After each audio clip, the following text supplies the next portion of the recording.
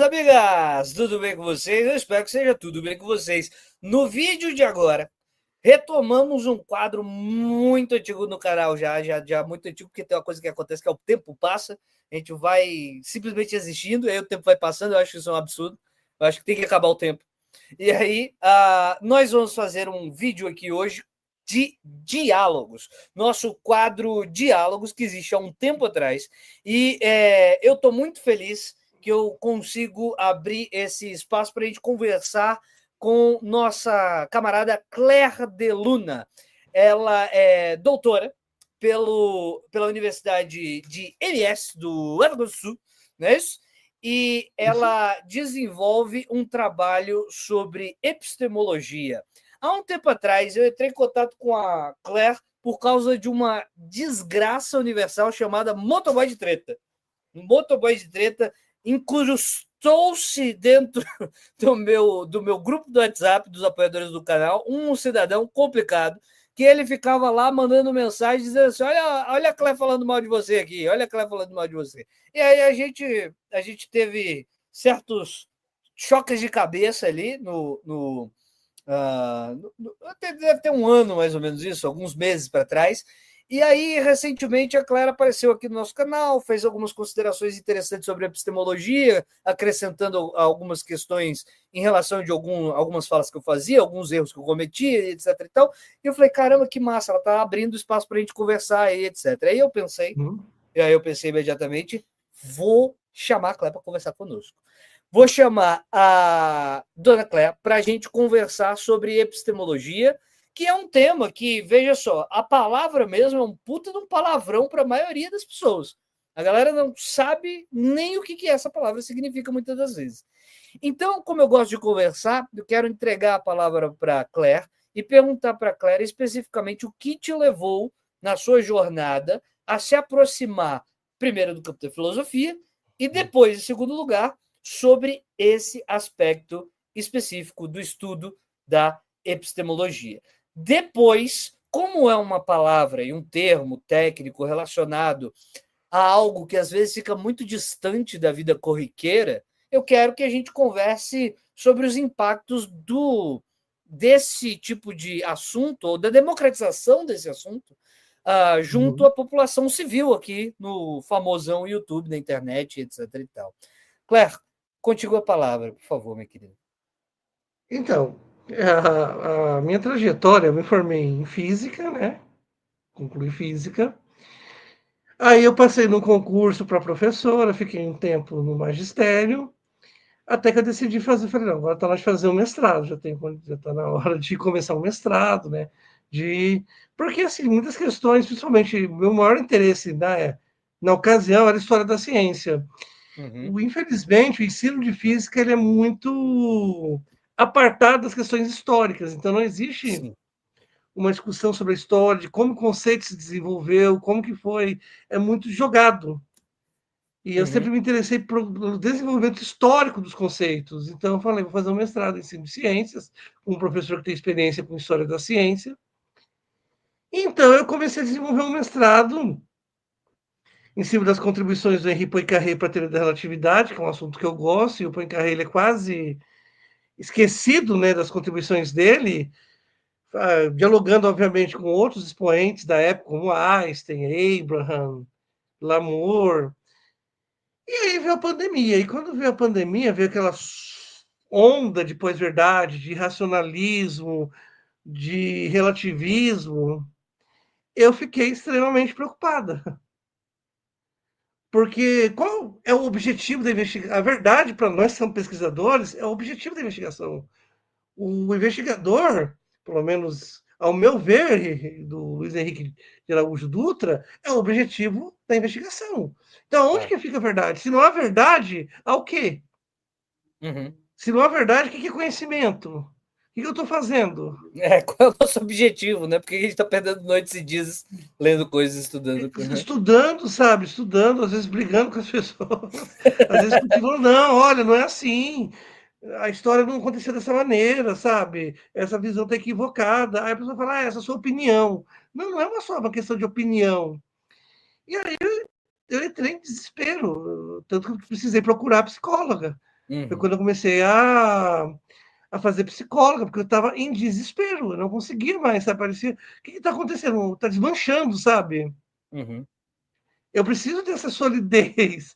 Aí eu até comprei um livro do Hilton Japiaçu, A Questão da Verdade, Nem Tudo é Relativo, para Uhum. entender, sabe? Ter argumentos para poder confrontar os irracionalistas, os relativistas, os negacionistas. E aí eu decidi que no doutorado eu ia trabalhar com a construção do conhecimento, mas mostrando por que o conhecimento científico ele é seguro, ele é confiável. Uhum. Porque, tentando discutir essa questão assim da verdade dentro do conhecimento científico. Uhum. E aí o desenvolvimento disso, você pode falar um pouco para a gente, mais ou menos, o que você trabalhou no mestrado e no doutorado? Posso sim.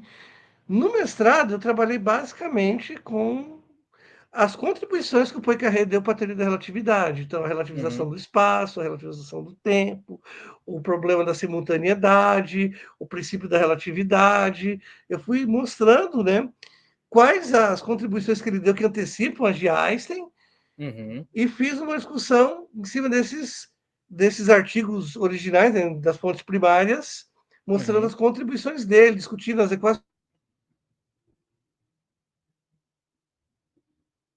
Ué, travou aqui para mim. Oh, não.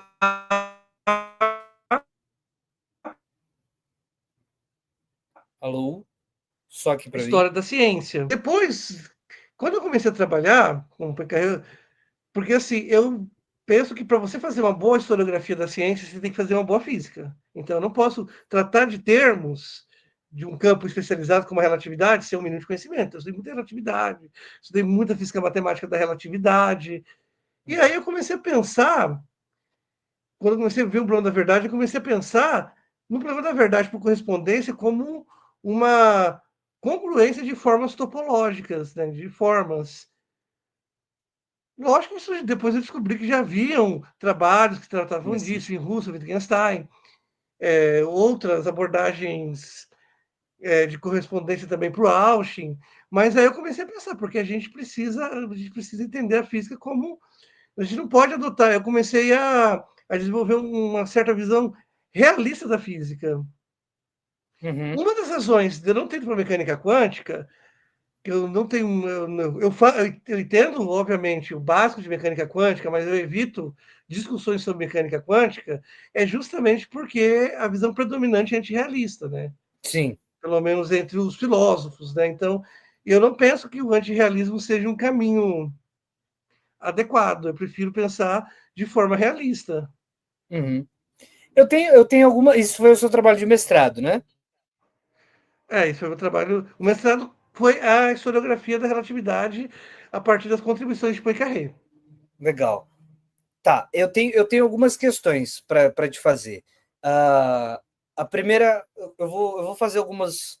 Bom, eu acho que é Uhum. uma de cada vez, para não confundir, porque é um tema que eu não domino, então, se eu sair falando muita besteira, dá tempo de você me interromper. Então, a primeira questão que eu queria fazer é a seguinte: do ponto de vista da preparação do trabalho, quando você fez o projeto, né? Uhum. Você já sentia essa segurança para enfrentar a relatividade a partir de Einstein e pensamentos contemporâneos acerca do tema, ou você foi desenvolvendo isso na medida em que você desenvolvia o trabalho? Não, eu desenvolvi antes, porque assim, quando meu pai faleceu, foi um daqueles choques que eu recebi, foi um maior choque. Então, e como eu sempre gostava de relatividade, eu comprei um montão de relatividade para estudar, porque eu precisava de algo para ocupar, A para cabeça, né? conseguir superar o luto. Daí eu comecei a estudar muita relatividade. Então, eu sempre gostei de estudar relatividade, matemática, eu sempre quis aprender mais sobre o assunto. Então, quando eu resolvi que eu fazer o mestrado, eu já tinha alguns resultados. É lógico, é aquela coisa ainda muito bruta, muito Uhum. ainda matéria bruta, mas eu já tinha uma matéria bruta, uma certa, como que eu posso dizer, confiança com a temática, ou seja, eu sabia que eu ia dar conta de Entendi. produzir nos 2 anos que o mestrado exige. Tá, e aí a questão que eu faço na sequência é o seguinte: no, no desenvolver da tese, você se concentrou no autor Poincaré ou você faz uma abordagem que No vai... mestrado, na dissertação? Isso, no mestrado. Se... Eu foquei nas contribuições de Poincaré, mas, Uhum, obviamente, dialogando com Einstein, com Lamour, porque é o seguinte, a ideia é mostrar o que o Poincaré contribuiu, porque ele é um autor esquecido, ele caiu no uhum, ilustracionismo, uhum. mas a ideia nunca foi descobrir um santo para cobrir outro. Entendi, entendi. Tipo, ó, vamos trocar o Einstein pelo Poincaré. O Poincaré, não é o Einstein que é o foda, é o Poincaré que é o foda. Então vamos Sei. trocar um santo pelo outro. Não. Vamos mostrar que existem outras personalidades que são importantes.